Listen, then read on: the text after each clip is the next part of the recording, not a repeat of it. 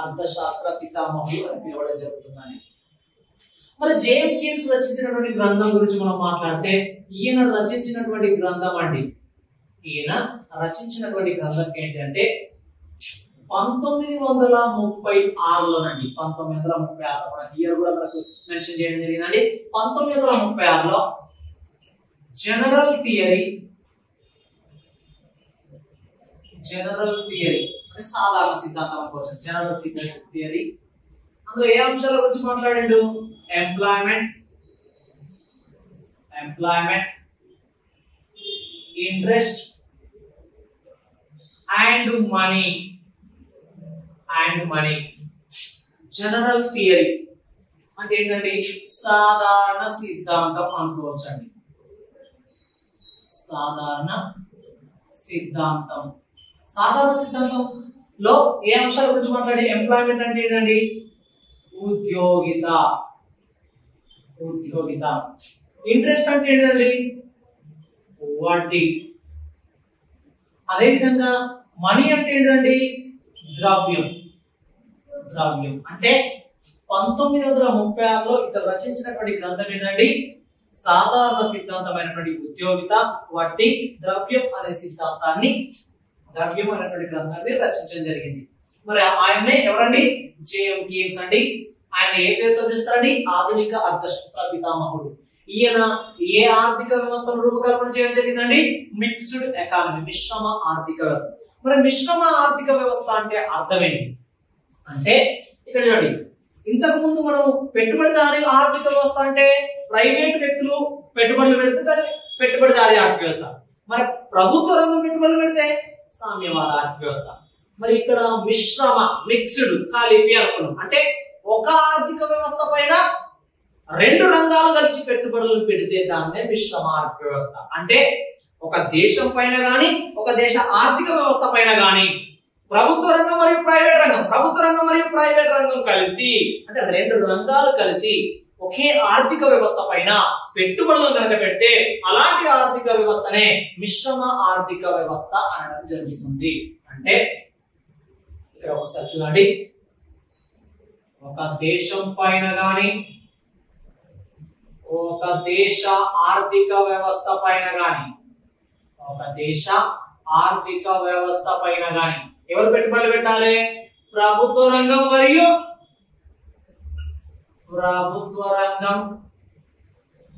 మరియు ప్రైవేట్ రంగం కలిసి పెట్టుబడులను పెట్టి ఆ ఆర్థిక వ్యవస్థ నిర్వహిస్తే దాన్ని ఏమనుకోవచ్చండి? మిశ్రమ ఆర్థిక వ్యవస్థ అని చెప్పుకోవచ్చండి. అంటే ఇక్కడ ప్రభుత్వ రంగం, ప్రైవేట్ రంగం కలిసి పెట్టుబడులను ఒక దేశం పైన లేదా ఒక దేశ ఆర్థిక వ్యవస్థ పైన పెడితే దాన్నే మిశ్రమ ఆర్థిక వ్యవస్థ, మిక్స్డ్ ఎకానమీ చెప్పుకోవచ్చు. దీన్నే మనం గతంలో అడిగినటువంటి బిట్టండి. ఎట్లా అండి? ఇక్కడ ప్రభుత్వ రంగం అంటే ఏంటండి? ఏ ఆర్థిక వ్యవస్థ? సామ్యవాద ఆర్థిక వ్యవస్థ షార్ట్ కట్ లో రాస్తున్నాండి. ప్లస్ ప్రైవేట్ రంగం మెయింటైన్ చేసేటువంటి వ్యవస్థ ఏదండి? పెట్టుబడిదారీ ఆర్థిక వ్యవస్థ. షార్ట్ కట్ లో రాస్తున్నాండి, పెట్టుబడిదారీ ఆర్థిక వ్యవస్థ. ఇక్కడ చూడండి, సామ్యవాద ఆర్థిక వ్యవస్థ ప్లస్ పెట్టుబడిదారీ ఆర్థిక వ్యవస్థ ఇస్ ఈక్వల్. రెండు రంగాలు కలిసి ఒకే ఆర్థిక వ్యవస్థ మెయింటైన్ చేస్తే దాన్ని ఏమనుకోవచ్చు మనం? మిశ్రమ ఆర్థిక వ్యవస్థ అనుకోవచ్చునా? మిశ్రమ ఆర్థిక వ్యవస్థ అని చెప్పుకోవచ్చు. అంటే పెట్టుబడిదారీ ఆర్థిక వ్యవస్థ ప్లస్ సామ్యవాద ఆర్థిక వ్యవస్థ ఇస్ ఈక్వల్ టు మిశ్రమ ఆర్థిక వ్యవస్థ. లేదా దీన్నే మనకు గతంలో రెండు రంగాల కలయిక కలిగిన ఆర్థిక వ్యవస్థ ఏది అంటే మిశ్రమ ఆర్థిక వ్యవస్థ అని చెప్పుకోవచ్చండి. మరి ఇక్కడ చూడండి, ఇక్కడ ఇద్దరు కలిసి పెట్టుబడులు పెడతారు అనేది మనకి ఇక్కడ కాన్సెప్ట్ లో అర్థమైపోతుంది. మరి పెట్టుబడుల విషయంలో ఇద్దరికి ఛాన్స్ ఉంది, కానీ ఎవరికి ఎక్కువ ప్రాధాన్యత ఉంది? పెట్టుబడుల విషయంలో అధిక ప్రాధాన్యత ఎవరికి ఉంటుంది, తక్కువ ప్రాధాన్యత ఎవరికి ఉంటుంది అనేది ఒక్కసారి చూసుకున్నట్లయితే ఇక్కడ దాని పెట్టుబడుల విషయంలో గవర్నమెంట్ తన పాత్రను తగ్గించుకొని ప్రైవేట్ వారికి ఎక్కువ ప్రాధాన్యత ఇవ్వడం జరుగుతుంది. మరి తక్కువ ప్రాధాన్యత గవర్నమెంట్ సెక్టార్ కు, ఎక్కువ ప్రాధాన్యత ప్రైవేట్ సెక్టార్ కు ఉంటుందండి. ఎందుకు ఉంటది అనేది మనకి కాన్సెప్ట్ బాగా తెలుసుకోవాలి. మరి దీనిలో భాగంగానే ప్రభుత్వం తన పాత్రను తగ్గించుకొని ప్రైవేట్ రంగానికి అధిక ప్రాధాన్యత ఇస్తుంది. కానీ ఈ వ్యవస్థ ఎవరి ఆధీనంలో కొనసాగుతుంది? పెట్టుబడుల విషయంలో మాత్రం ఫస్ట్ ప్రియారిటీ ప్రైవేట్ రంగానికి. కానీ ఈ వ్యవస్థ మాత్రం ఎవరి ఆధీనంలో అంటే గవర్నమెంట్ ఆధీనంలో కొనసాగుతుంది. ఎందుకు అనేది మనకు కాన్సెప్ట్ బాగా తెలుసుకోవాలి. అంటే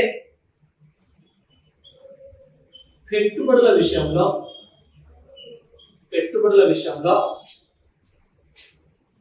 ప్రభుత్వం తన పాత్రను తగ్గించుకొని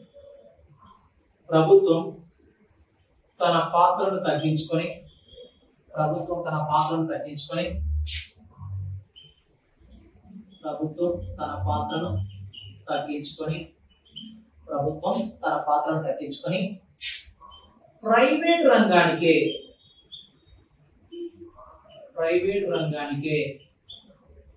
అధిక ప్రాధాన్యతను ఇస్తుంది.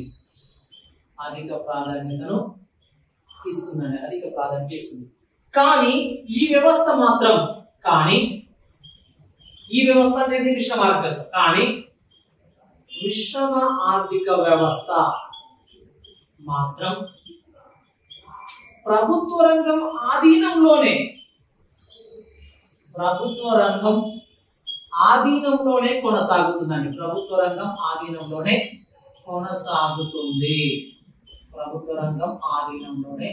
కొనసాగుతుందండి. అంటే పెట్టుబడుల విషయంలో ఎవరికి ప్రాధాన్యత ఇస్తారంటే గవర్నమెంట్ ఫస్ట్ ప్రైవేట్ వాళ్ళకి ఛాన్స్ ఇస్తారండి. ఎందుకు ప్రైవేట్ వాళ్ళకి ఛాన్స్ ఇస్తారంటే గవర్నమెంట్ అప్పటికే సోషలిస్ట్ ఎకానమీలో భాగంగా కొద్ది కాలం మెయింటైన్ చేస్తారండి. తర్వాత సోషలిస్ట్ ఎకానమీలో ఇండియన్ గవర్నమెంట్ కాస్త నష్టం ఏర్పడుతుంది కాబట్టి భారత మిశ్రమ ఆర్థిక వ్యవస్థలోకి వస్తుంది. అంటే ఇక్కడ ఒక మాట తీసుకుందాం. అసలు మిశ్రమ ఆర్థిక వ్యవస్థకు ఉదాహరణగా ఏ దేశాన్ని తీసుకోవచ్చు అంటే ఎగ్జాంపుల్ గా మనం ఇండియాని తీసుకోవచ్చు అండి. మిశ్రమ ఆర్థిక వ్యవస్థను కలిగి ఉన్నటువంటి దేశం ఏదంటే ఇండియా. మరి ఇండియాలో మిశ్రమ ఆర్థిక వ్యవస్థను ఎప్పుడు ప్రవేశపెట్టారు, ఎప్పుడు అమల్లోకి వచ్చింది? ఇక రెండు క్వశ్చన్ తీసుకోవచ్చండి. మిశ్రమ ఆర్థిక వ్యవస్థను ప్రవేశపెట్టినటువంటి సంవత్సరం ఏది? భారత్లో మిశ్రమ ఆర్థిక వ్యవస్థ ఎప్పుడు అమల్లోకి వచ్చింది అంటే భారత్లో మనకు 1948 లోనండి. 1948 లో ఎప్పుడు అంటే ఏప్రిల్ 6 నాడు పారిశ్రామిక రంగం అభివృద్ధి జరగాలంటే ఒక తీర్మానాన్ని ప్రవేశపెడతారండి. అదే మొదటి పారిశ్రామిక విధాన తీర్మానం అండి. ఫస్ట్ ఇండస్ట్రియల్ పాలసీ అని చెప్పుకోవచ్చు అండి. అంటే మొదటి పారిశ్రామిక విధాన తీర్మానాన్ని ప్రవేశపెట్టారు. ఆ విధాన తీర్మానంలోనే భారత్ను మిశ్రమ ఆర్థిక వ్యవస్థగా ప్రకటిస్తారు, కానీ అమల్లోకి రాదు. కానీ భారత్ లో మిశ్రమ ఆర్థిక వ్యవస్థ ఎప్పుడు అమల్లోకి వచ్చింది అంటే భారత్లో మిశ్రమ ఆర్థిక వ్యవస్థ ఎప్పటి నుంచి అమల్లోకి వచ్చిందంటే 1991 అండి. జూలై 24 నాడు అప్పటి ప్రధాని అండి. ఆ టైంలో ఎవరు ప్రధాని ఉన్నారు? అప్పటి ప్రధాని అయిన పివి నరసింహారావు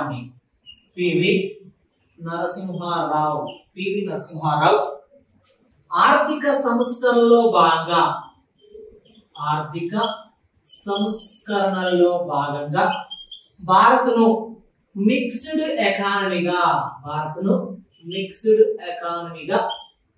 ప్రవేశపెట్టడం జరిగిందండి. భారత్ను మిక్స్డ్ ఎకానమీగా ప్రకటిస్తూ అమల్లోకి తీసుకురావడం జరిగింది. అంటే ఇక్కడ ప్రకటన జరిగింది 48 లో, కానీ అమల్లోకి రాలేదు. భారత్లో మిశ్రమ ఆర్థిక వ్యవస్థ ఎప్పుడు అమల్లోకి వచ్చిందంటే 1991 నుండి 1991 జూలై 24 నాడు. జూలై 24 నుంచి అప్పటి వరకు భారత్ లో మరి ఏ ఆర్థిక వ్యవస్థ ఉండేది? సోషలిస్ట్ ఎకానమీ, సామ్యవాద ఆర్థిక వ్యవస్థ ఉండేది. ఆ సామ్యవాద ఆర్థిక వ్యవస్థను రద్దు చేసి 1991 జూలై 24 నాడు నూతన ఆర్థిక సంస్కరణలు లేదా ఆర్థిక సంస్కరణలు చెప్పుకోవచ్చు. నూతన ఆర్థిక సంస్కరణలో భాగంగా ఒక విధానాన్ని తీసుకొస్తారు. అదే ఎల్పిజి నమూనా అండి. ఏ నమూనా అండి? ఎల్పిజి లిబరలైజేషన్, ప్రైవేటైజేషన్, గ్లోబలైజేషన్ అనేది ఒక ఒక విధానాన్ని ఇస్తారు. ఆ విధానంలో భాగంగా భారత్ను మిశ్రమ ఆర్థిక వ్యవస్థగా ప్రకటించడం జరుగుతుంది. మరి ఇక్కడ ఈ మిశ్రమ ఆర్థిక వ్యవస్థకు సంబంధించినటువంటి ఒరిజినల్ టాపిక్ మనకి ఎక్కడ రిపీటెడ్ గా కనబడతా అంటే నూతన ఆర్థిక సంస్కరణలో మరి క్లియర్ ఇన్ఫర్మేషన్ రూపంలో తీసుకోవచ్చు. మరి అంటే ఏంటిది, పివి నరసింహారావు ఎందుకు ప్రవేశపెట్టిండు, ఎల్పిజి నమూనా అంటే ఏంటి, ఆ ఎల్పిజి నమూనాలలో లిబరలైజేషన్ అంటే ఏంటి, ప్రైవేటైజేషన్ అంటే ఏంటి, గ్లోబలైజేషన్ అంటే ఏంటి, అసలు భారత్ లో మిశ్రమ ఆర్థిక వ్యవస్థ ఎందుకు అమల్లోకి వచ్చింది, అంతకు ముందు ఉన్నటువంటి ఆర్థిక వ్యవస్థ ఏంటి అనేటువంటి క్రమంలో మనకు అక్కడ న్యూ ఎకనామిక్ రిఫార్మ్స్ అనే టాపిక్ లో గ్రూప్స్ వాళ్ళకైతే పెద్ద టాపిక్ అండి, కానిస్టేబుల్ ఎస్ఐ వాళ్ళకేమో జనరల్ స్టడీస్ పాయింట్ ఆఫ్ లో ఉంటారండి. మరి ఇక్కడ 1991 నుండి ప్రస్తుతం వరకు భారత్ లో అమల్లో ఉన్నటువంటి ఆర్థిక వ్యవస్థ ఏది అంటే మిశ్రమ ఆర్థిక వ్యవస్థ. అంటే 1991 నుండి ప్రస్తుతం ఇప్పటి వరకు భారత్ లో అమలవుతున్నటువంటి ఆర్థిక వ్యవస్థ అంటే మిశ్రమ ఆర్థిక వ్యవస్థ. మరి 1991 ముందు 1991 ముందండి 1991 ముందు భారత్ లో ఎలాంటి ఆర్థిక వ్యవస్థలు ఉండేవి అంటే, భారత్ లో స్పెసిఫిక్ మన ఇండియా గురించి మాట్లాడుతున్నామండి, ఇండియన్ ఎకానమీ గురించి మాట్లాడుతున్నాం కాబట్టి ఇండియాలో ఏ ఆర్థిక వ్యవస్థ ఉండేది అంటే 1991 ముందు అంటే 1956కి ముందు, ఫస్ట్ 1956కి ముందు మన దేశంలో క్యాపిటలిస్ట్ ఎకానమీ ఉండేదండి. అంటే పెట్టుబడిదారీ ఆర్థిక వ్యవస్థ విధానాలు అమల్లో ఉండేవి. మరి 1956 నుండి 1991 వరకు అంటే ఈ డేట్ వరకు జూలై 24 వరకు 1991 వరకు భారత్ లో అమల్లో ఉన్నటువంటి ఎకానమీ ఏదంటే సోషలిస్ట్ ఎకానమీ అండి, సోషలిస్ట్ ఎకానమీ. ఆ తర్వాత 1991 జూలై 24 నుండి ప్రస్తుతం వరకు ఇండియాలో అమలవుతున్నటువంటి ఎకానమీ ఏది అంటే మిక్స్డ్ ఎకానమీ అండి. దీనికి సంబంధించిన ఇంకా కాస్త డెప్త్ డీటెయిల్స్ అనేవి మనకు నూతన ఆర్థిక సంస్థల్లో రావడం జరుగుతుంది అండి.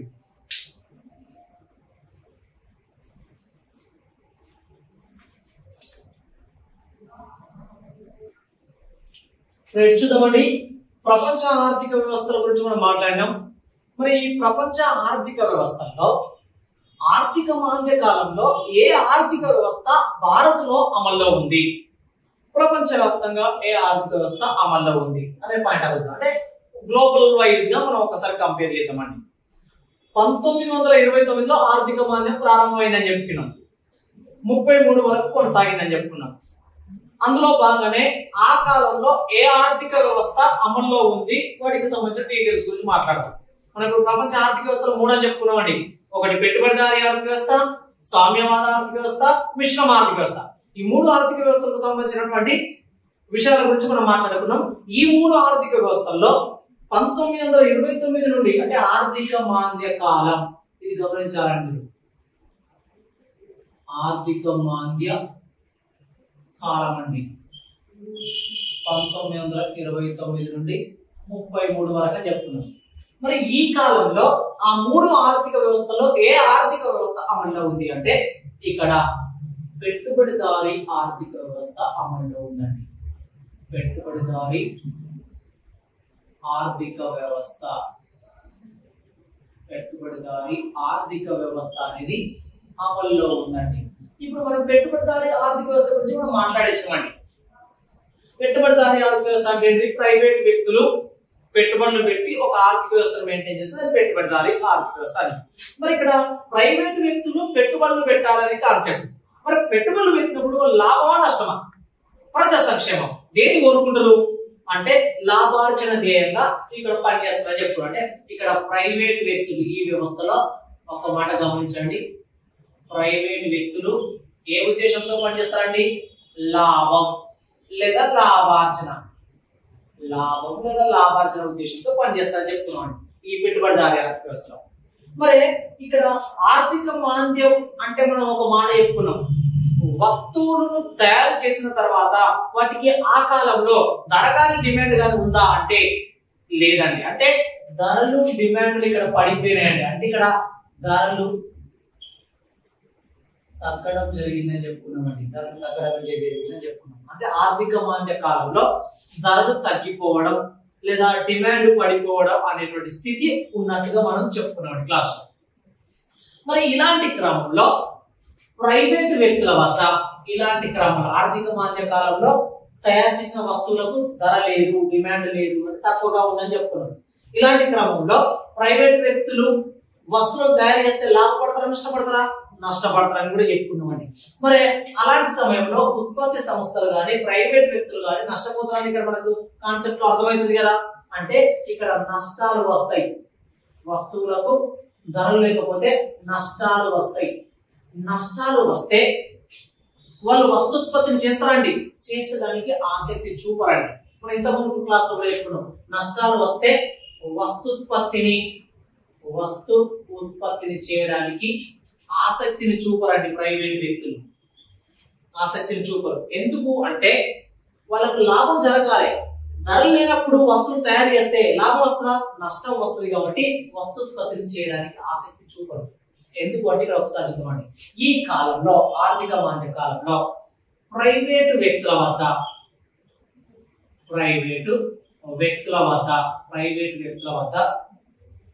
ఇక్కడ యంత్రాలు యంత్ర పరికరాలు ఉన్నప్పటికీ ఉన్నప్పటికీ శ్రామిక శక్తి అంటే శ్రామికులు కూడా ఉన్నారండి. అదే విధంగా ప్రైవేట్ వ్యక్తుల వద్ద మూలధనం కూడా ఉందండి ఈ ఆర్థిక మాంద్య కాలంలో. అంటే ఇక్కడ ప్రైవేట్ వ్యక్తులు అన్నా క్యాపిటలిస్ట్ ఎకానమీ అన్నా ఒకే మాటగా మనం భావించుకోవాలండి. అంటే పెట్టుబడిదారుల వద్ద గాని లేదా ప్రైవేట్ వ్యక్తుల వద్ద గాని ఈ కాలంలో ఆర్థిక మాంద్య కాలంలో యంత్రాలు యంత్ర పరికరాలు ఉన్నప్పటికీ, శ్రామికులు లేదా శ్రామిక శక్తి ఉన్నప్పటికీ, మూలధనం డబ్బు ఉన్నప్పటికీ వస్తుత్పత్తిని చేయడానికి పెద్దగా ఆసక్తిని చూపలేకపోయారు. దానికి గల కారణం ఆ సమయంలో తయారైన వస్తువులకు ధర లేకపోవడం లేదా ధర తక్కువగా ఉండడం అనేది కాన్సెప్ట్. మరి ఇలాంటి క్రమంలో అప్పటికే ఆర్థిక మాంద్యం, ఆర్థిక వ్యవస్థ నష్టపోతుంది. మరి అలాంటి క్రమంలో ఏ ఆర్థిక వ్యవస్థ ఉంది అంటే పెట్టుబడిదారి ఆర్థిక వ్యవస్థ అమల్లో ఉంది. ఈ పెట్టుబడిదారి ఆర్థిక వ్యవస్థ అమల్లో ఉన్నప్పుడు వీళ్ళ దగ్గర యంత్రాలు యంత్ర పరికరాలు శ్రామిక శక్తి అదే విధంగా మూలధనం ఉన్నప్పటికీ వస్తుత్పత్తిని కనుక జరగకపోతే ఆర్థిక వ్యవస్థ ఒక స్టేజ్ తర్వాత మరింత పడిపోయే అవకాశం ఉంటుందా? ఉండదా? మరింత పడిపోయే అవకాశం ఉంటుంది. ధరలు తక్కువ ఉండొచ్చు, కానీ ప్రజానికానికి అవసరమైనటువంటి వస్తువులు ఎంతో కొంత ఉత్పత్తిని చేయాలి. చేయకపోతే అప్పుడు మరో రకమైనటువంటి కరువు, మరో రకమైనటువంటి ఆర్థిక నష్టం, మరో రకమైనటువంటి ఆర్థిక సంక్షోభం ఏర్పడుతుంది. అదే విధంగా ఆర్థిక సంక్షోభం ఏర్పడుతుంది. మరి అదే విధంగా ఈ ఆర్థిక మాంద్య కాలంలో సాంప్రదాయ ఆర్థికవేత్తలు ఎవరని చెప్పుకున్నామండి? సాంప్రదాయ ఆర్థికవేత్తలు అయిన ఆడమ్ స్మిత్ గాని జేఎస్ మిల్ గాని జేబీసే గాని రస్కిన్ లాంటి ఆర్థికవేత్తలు చెప్పినటువంటి ఆలోచనలు ఏమాత్రం అన్న పనిచేసినాయి అంటే ఏమాత్రం కూడా పనిచేయనివ్వండి. వాళ్ళు ఏమని చెప్పారు? సప్లై డిమాండ్లే ఆర్థిక వ్యవస్థ నడిపిస్తాయని చెప్పారు. కానీ ఆర్థిక మాంద్య కాలంలో ధరలే లేవు, ఒక వస్తువుకు ధరనే సరిగ్గా లేదు, డిమాండే లేదు. అలాంటి సమయంలో వీళ్ళు చెప్పినటువంటి ఈ సాంప్రదాయ ఆర్థికవేత్తలు చెప్పినటువంటి సప్లై డిమాండ్ అనేది పనిచేస్తుంది అంటే పని చేయదు. అంటే ఇక్కడ ఏంటంటే రెండు అంశాల గురించి మాట్లాడుకోవాలి. ఒకటి, ప్రైవేట్ వ్యక్తుల వద్ద యంత్రాలు యంత్ర పరికరాలు ఉన్నప్పటికీ, శ్రామికులు ఉన్నప్పటికీ, మూలధనం ఉన్నప్పటికీ వస్తుత్పత్తిని చేయలేకపోయారు. దానివల్ల మరింత ఆర్థిక సంక్షోభం పెరిగేటువంటి అవకాశం ఉంది. ఒక పాయింట్. రెండో పాయింట్ ఏంటండి? ఈ ఆర్థిక మాంద్య కాలంలో సాంప్రదాయ ఆర్థికవేత్తలు చెప్పినటువంటి సిద్ధాంతం ఏమని చెప్తారండి? ఆర్థిక వ్యవస్థను ఆర్థిక వ్యవస్థను సప్లై మరియు డిమాండ్ నడిపిస్తాయి. ప్రభుత్వ జోక్యం ఏమాత్రం అవసరం లేదని వీళ్ళు చెప్పారు. ఆడమ్ స్మిత్ గాని, జేబీసీ గాని, జేఎస్ఎల్ గాని, రస్కిన్ గాని వీళ్ళు చెప్పారు. కానీ ఆర్థిక మాంద్య కాలంలో వస్తువులకు ధర లేదు, అదేవిధంగా డిమాండ్ కూడా తక్కువగా ఉంది. డిమాండ్ కూడా తక్కువ ఉంది. మరి ఇలాంటి క్రమంలో సప్లై డిమాండ్ యొక్క పాత్ర ఏమైనా ఉందా ఆ కాలంలో అంటే అక్కడ ఏమాత్రం వీటి ప్రభావం చూపలేకపోయింది. అంటే ఆర్థిక మాంద్య కాలంలో ప్రైవేటు వ్యక్తులు సరైనటువంటి పాత్ర పోషించలేదు. అదే విధంగా సాంప్రదాయ ఆర్థికవేత్తలు చెప్పినటువంటి సిద్ధాంతం కూడా సరిగ్గా పనిచేయలేదు అని 1936లో అంటే ఈ ఆర్థిక మాంద్యం తర్వాత 1936లో జేఎం కీన్స్ ఇంతకుముందు వచ్చిందండి మిశ్రమ ఆర్థిక వ్యవస్థకు సంబంధించి. జేఎం కీన్స్ తన గ్రంథమైనటువంటి జనరల్ థియరీ అక్కడ వచ్చిందండి మనకి ఇంతకుముందు. General theory employment, interest and money. ఇంతకుముందు కూడా ఈ వర్డ్ వచ్చిందండి. ఎంప్లాయ్మెంట్, ఇంట్రెస్ట్ అండ్ మనీ అనే గ్రంథంలో ఈ పెట్టుబడిదారుల యొక్క తీరును, సాంప్రదాయ ఆర్థికవేత్తల తీరును 1936లో తను రచించినటువంటి గ్రంథంలో ఇక్కడ వీళ్ళను విమర్శించడం అంటే పెట్టుబడిదారులను విమర్శించడం, సాంప్రదాయ ఆర్థికవేత్తలను విమర్శించడం జరిగింది. ఎప్పుడు అంటే 1936లో. ఎవరు అంటే జేఎం కీన్స్. అంటే ఆర్థిక మాంద్య కాలంలో అప్పటికే డిస్టర్బెన్స్ ఉందంటే వీళ్ళు ఉత్పత్తి చేయకపోవడం వల్ల మరింత సంక్షోభం ఏర్పడుతుంది. ప్లస్ అదే విధంగా వీళ్ళ సిద్ధాంతాలు కూడా పనికి రాలేవని వీళ్ళను ఈ గ్రంథంలో విమర్శిస్తూ ఇలాంటి క్రమంలో ఆర్థిక వ్యవస్థకు ఎవరు కావాలి అంటే గవర్నమెంట్ యొక్క జోక్యం కావాలి. వీళ్ళు జోక్యం అవసరం లేదు, ప్రభుత్వ జోక్యం అవసరం లేదని చెప్పారు. కానీ ఆర్థిక మాంద్య కాలంలో ఖచ్చితంగా ఎవరి పాత్ర కీలకమండి? ప్రభుత్వ జోక్యం ఖచ్చితంగా కావాలి. వీళ్ళ యొక్క ఆలోచనలు పనిచేయలేవు కాబట్టి ఆర్థిక మాంద్య కాలంలో, ఆర్థిక సంక్షోభ కాలంలో ఖచ్చితంగా ప్రభుత్వ జోక్యం కావాలని ఈ సిద్ధాంతంలో పేర్కొనడం జరిగింది. వీళ్ళని విమర్శిస్తూ ప్రభుత్వ జోక్యం కావాలని ఈ సిద్ధాంతంలో పేర్కొనడం జరిగింది అండి.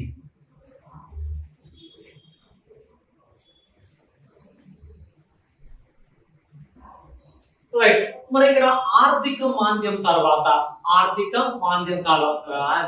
కాలం తర్వాత ప్రపంచంలో ప్రణాళిక విధానాన్ని సక్సెస్ఫుల్ గా అమలు చేసినటువంటి దేశం ఏదైనా ఉంది అంటే రష్యా అని చెప్పుకున్నాం. ఆ రష్యా దేశాన్ని ఆదర్శంగా చేసుకొని ప్రపంచ దేశాలతో పాటు భారత్ కూడా ప్రణాళిక వైపు అడుగులు వేసింది. మరి ఇక్కడ ఆర్థిక మాంద్య కాలం తర్వాత రష్యాను ఆదర్శంగా చేసుకొని మొదట ఏ దేశాలు ప్రణాళికల వైపు అడుగులు వేశాయంటే ఇక్కడ ఉందామండి. రష్యాను ఆదర్శంగా చేసుకొని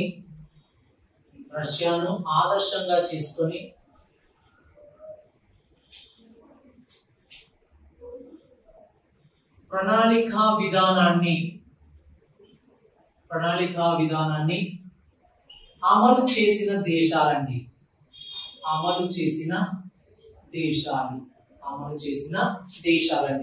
ప్రణాళికా విధానాన్ని అమలు చేసిన దేశాలండి. ఏ దేశాన్ని ఆదర్శంగా చేసుకోనండి? రష్యా దేశాన్ని ఆదర్శంగా చేసుకొని ప్రణాళికా విధానాన్ని అమలు చేసినటువంటి దేశాలు ఏంటి అంటే ఒకటి చైనా, అదే విధంగా చూసుకున్నట్లయితే హంగేరీ, అదే విధంగా వస్తున్నట్లయితే ఇండియా, అదే విధంగా వస్తున్నట్లయితే రుమేనియా, అదే విధంగా ఆస్ట్రియా, అదే విధంగా పోలాండ్ దేశాలండి. ఈ దేశాలు మొట్టమొదట ఇక్కడ ప్రణాళికల వైపు అడుగులు వేయడం జరిగిందండి. చైనా, హంగేరీ, ఇండియా, అదే విధంగా రుమేనియా, ఆస్ట్రియా, అదే విధంగా పోలాండ్ లాంటి దేశాలు ఇక్కడ రష్యాను ఆదర్శంగా చేసుకుని ప్రణాళికల వైపు అడుగులు వేసాయి. అందులో భారత్ కూడా ఒకటండి. అంటే ప్రపంచవ్యాప్తంగా రష్యాను ఆదర్శంగా చేసుకొని ప్రపంచ దేశాలతో పాటు ఇండియా కూడా ప్రణాళికల వైపు అడుగులు వేసింది. మరి ఇక్కడ ఎప్పటి నుండి అడుగులు వేసిందో ఒక్కసారి చూద్దామండి. ఆర్థిక మాంద్యం తర్వాత అన్నట్టండి, ఆర్థిక మాంద్యం తర్వాత 1934లో నుండి 1934లో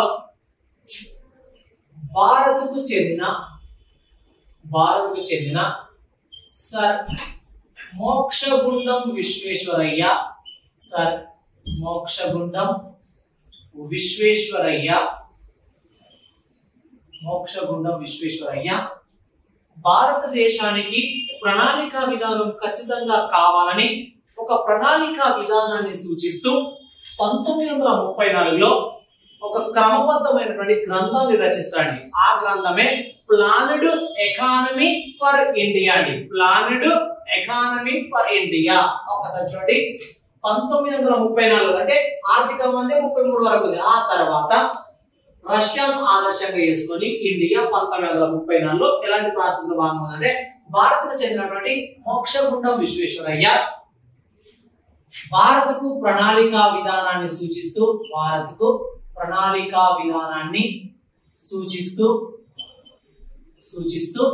ఒక గ్రంథంలో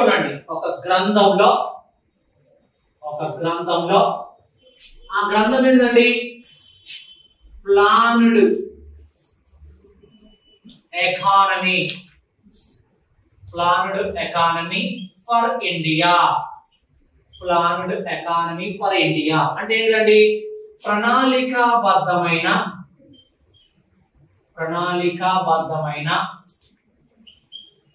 ఆర్థిక వ్యవస్థ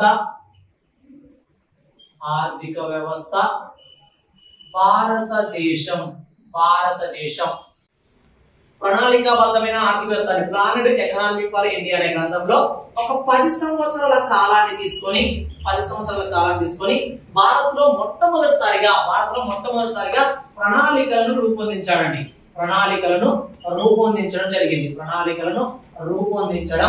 జరిగింది. అందుచేత భారత్లో మోక్షగుండం విశ్వేశ్వరయ్యను ఏ పేరుతో పిలుస్తారు అంటే ప్రణాళికల పితామహుడు అండి. ప్రణాళికల పితామహుడు. వరల్డ్ వైజ్ గా అయితే స్టాలిన్ ను ప్రణాళికల పితామహుడు అంటారు. ఇండియాలో మాత్రం ప్రణాళికల పితామహుడు ఎవరండి? మోక్షగుండం విశ్వేశ్వరయ్య.